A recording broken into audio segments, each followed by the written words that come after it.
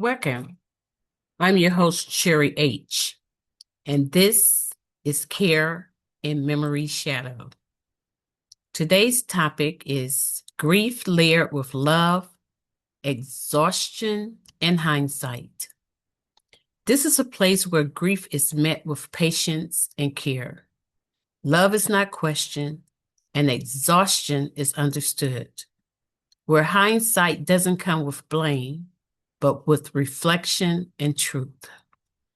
Here, we talk about what it means to love deeply while letting go, to care without certainty, and to survive moments that change us forever. Grief does not begin at death. It begins much earlier, often disguised as love. It begins in the quiet devotion of showing up and learning medications' names you never wanted to know, in rearranging life around appointments, treatments, and unpredictable days. Love convinces you that this is what strength looks like. Love tells you that if you just try harder, stay longer, and ask fewer questions, everything will be okay. At first, love feels powerful, purposeful. You believe you're doing what love requires, standing firm, advocating, believing. You trust the systems meant to help. You trust the words spoken by professionals with confidence and credentials. You trust because you have no reason not to. Love makes you hopeful. Hope makes you compliant. You don't yet recognize the early signs, the moments where something feels off, the rushed explanations, the side effects brushed aside, the decisions made quickly because this is standard. You tell yourself this is how it works. Tell yourself love means trust. And so you love deeply, fully, without question, carrying on. You don't know yet that love, when left alone without rest or clarity, can quietly carry you towards exhaustion. It hides behind responsibility, behind just one more thing, behind the belief that stopping would mean failing. Exhaustion looks like resilience at first. It feels like determination, but slowly your body begins to whisper what your mind refuses to hear. Sleep becomes shallow. Meals become optional. Days blur together. You forget what it feels like to exhale fully. You become alert even in rest, bracing for the next call, the next change, the next emergency. Exhaustion isn't just physical, it's emotional. It's the constant calculation. Am I doing enough? Did I miss something? Should I push harder? You carry guilt for being tired and shame for needing help. You are praised for your strength, yet no one notices how thin you become, how stretched you are. Exhaustion becomes your baseline, and you forget there was ever another way to live. So you keep going because love doesn't know how to quit, and exhaustion rarely asks permission. This is a grief that exists before loss is final. It lives in watching someone change, in seeing moments disappear, in realizing that the person you love is still here, but not, at least, not the same. This grief has no ceremony, no acknowledgement, no permission to be named. You mourn quietly. You grieve possibilities, futures, conversations you won't get to have the same way again. You grieve the life that was interrupted. And yet, you are still required to function, to decide, to agree, to sign forms, to listen, to hope again and again, even when hope feels reckless. This grief is lonely because it confuses people. They see life, you feel lost. They say be grateful while your heart fractures in silence. You begin to understand that grief is not just about death. It is about change that cannot be reversed. And still you love. Still you show up. Because grief and love often walk hand in hand, long before the end. There's always a moment. Sometimes it's loud, a call, a collapse, a final breath. Sometimes it's quiet, a sentence spoken gently, a look exchanged, a realization that shapes heavily in your chest. This is the moment when love, exhaustion, and grief collide.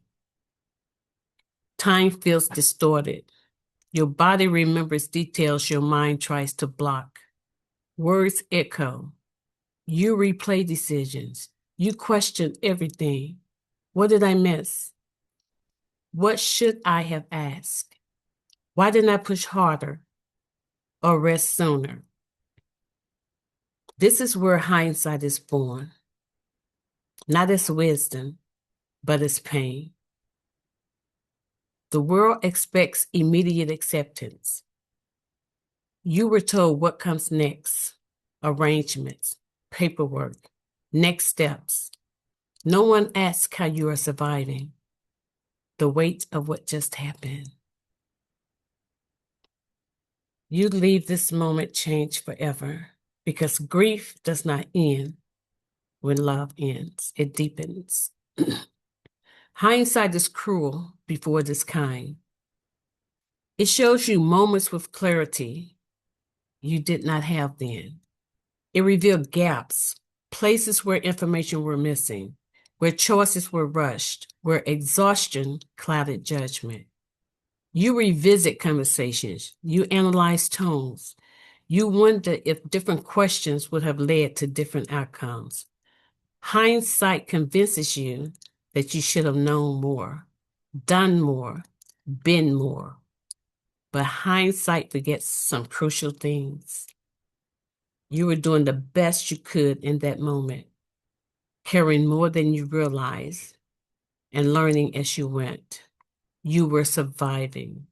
You were operating with what you had, with love, limited information, and a body running on fumes. You were navigating systems that were not designed for the vulnerable, the tired, or the grieving. Slowly, if you allow it, hindsight softens. It becomes less about blame and more about understanding. It begins to teach instead of punish. You start to see the truth. You did not fail. You endured. Grief does not disappear. It transforms. It becomes quieter in some places and louder in others. It shows up unexpectedly in memories, in songs, in silence. But love remains. Love is what stays. You begin to carry what you've learned, not as regret, but as responsibility. You speak when you once stayed silent. You ask questions. You rest when you once pushed. You honor exhaustion as a warning, not a weakness. You understand now that love must be supported by clarity, that caregiving requires community, that grief deserves space, not timelines. This is not about moving on. It's about moving forward with love, with trust, with the knowledge earned through pain. Grief layered with love exhaustion, and hindsight does not break you. It reshapes you. And in that reshaping, something sacred remains, a deeper compassion, a sharper awareness, and a love that never truly leaves. But it also leaves behind a knowing, one earned only through sleepless nights, unanswered questions, and the quiet fear of wondering if more could have been done. Caregiving is often framed as an act of devotion, yet rarely as a place of vulnerability. Behind the brave faces are bodies running on empty, minds clouded by fatigue, and hearts carrying the weight of impossible decisions. There are hidden dangers no one warns you about. How exhaustion dulls instinct, how trust and authority can silence intuition, how love can make you endure what should never be normalized, how advocacy requires strength you may not have been given time to build. Caregivers are not just helpers, they are witnesses. They see the slow changes others dismiss. They notice when something feels off before charts do. And when their voices are ignored, the cost can be devastating.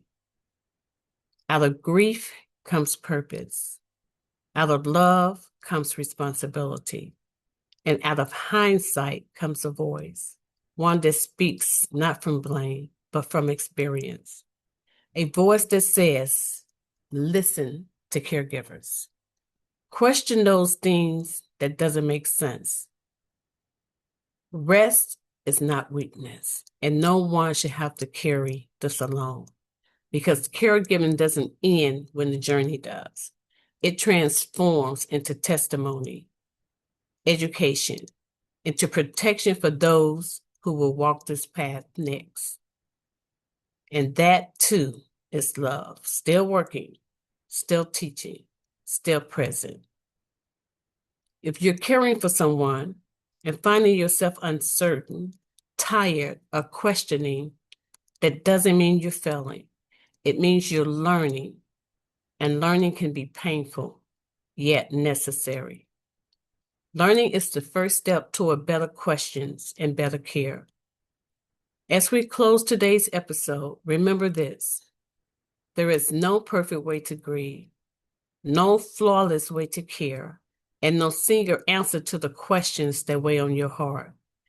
What matters is that you are present, that you are asking, learning, and showing up, even when it's hard. Each moment of attention, love, and reflection shapes the journey, not just for those you care for, but for yourself as well. So take a breath, give yourself grace, and know that in this space, your experiences are seen, your questions are valid, and your voice matters. This is Care in Memory Shadow.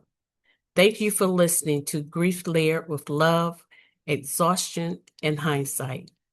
I hope today's conversation leaves you a little more understood, a little more prepared, and a little less alone. Until next time, take care of yourself and those you love.